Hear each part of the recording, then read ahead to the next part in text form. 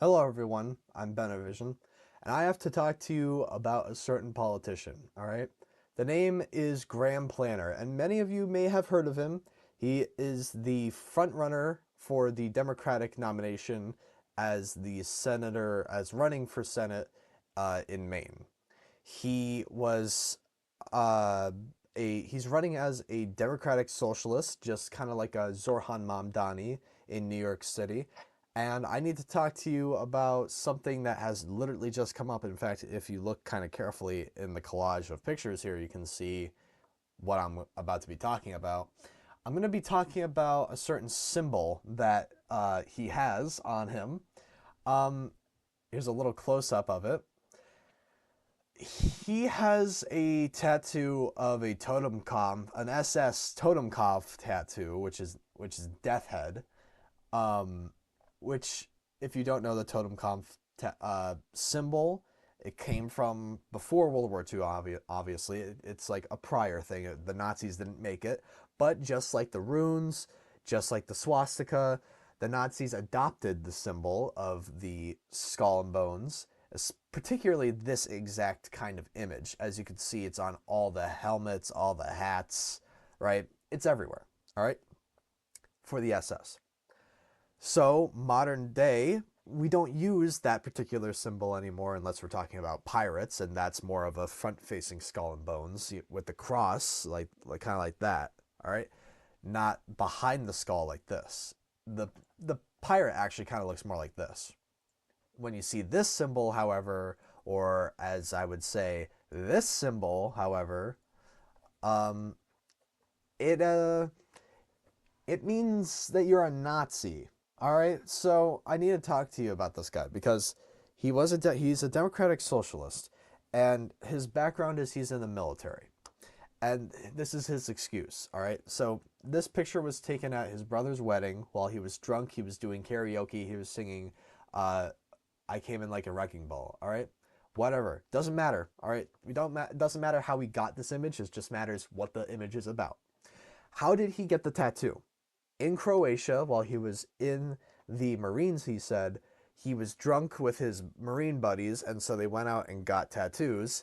He got skull and bones, not knowing that it was the Death Head skull and bones from the SS, because he was drunk, and he has lived with that thing for more than 18 years. And in the 18 years, this is where it gets suspect. He's lived with this tattoo for 18 years.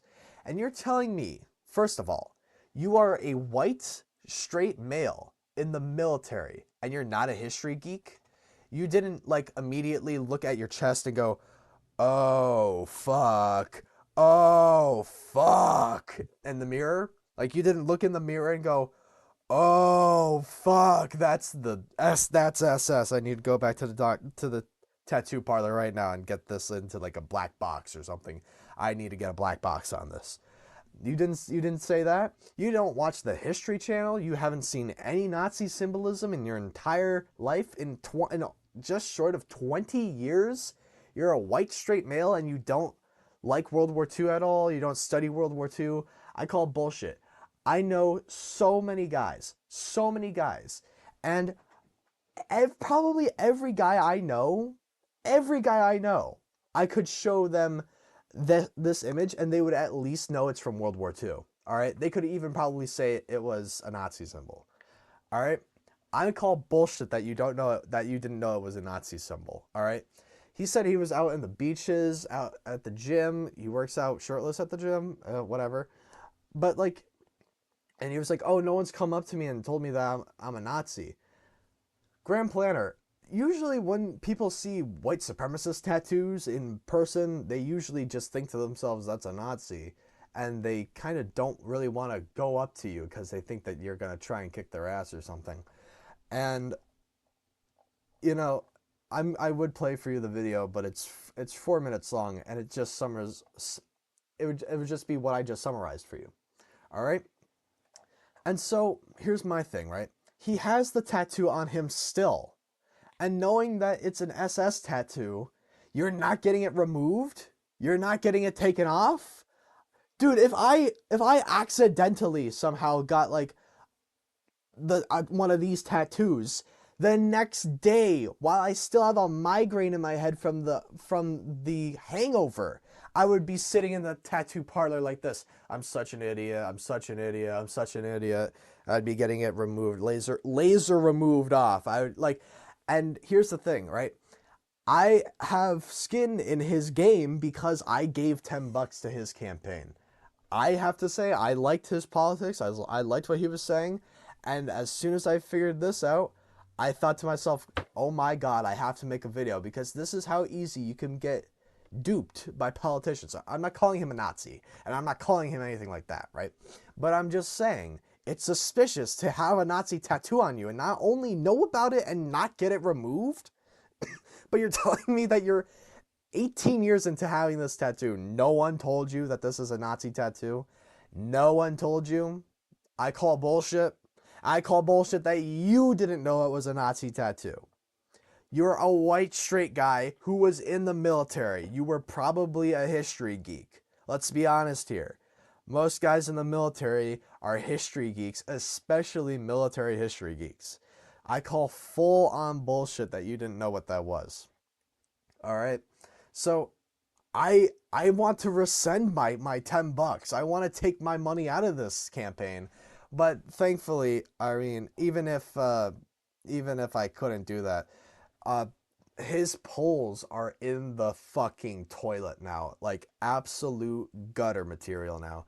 All right, it just dropped right off the face of the earth right after this, and Janet Mills looks like she's going to be running as the nominee for the Democratic Party, who I don't even know because I was so confident in Graham Planter, and of course, he has a fucking Nazi tattoo. All right? And if there's one thing I'm vehemently against, it's Nazis. And so the feeling I have of having to even donate a single cent to this guy, let alone did I donate $10 to him, and him to have this symbol on him, I feel disgusted. I feel appalled. I feel absolutely ashamed of my $10 bill that I gave away. All right? And probably the worst purchase of my life if it turns out he was a secret Nazi this whole time, all right? And all I'm saying, of course, the internet's exploding with stuff like, oh, the Democratic Party are the real secret Nazis and keep searching and all this bullshit, all right? Let's not get caught up in semantics here. This is one guy. But it's obvious to make the point. If anyone accidentally got a Nazi tattoo, the next day, all right, the next day when you regain consciousness from your alcohol attributed debauchery, you would probably go to the tattoo parlor and remove it, or I guess as soon as your swelling went down or whatever with the tattoo. As soon ASAP, that thing is getting taken off Inglorious Bastard style if it needs to. I would cut that fucking thing off my chest if I needed to. I would lose a square 5 inches of chest skin to remove a Nazi tattoo off me. All right? This guy's walking around with it for 18 years, he said. 18 years. I call bullshit, dude. I call a big fat bologna sandwich on that one, man.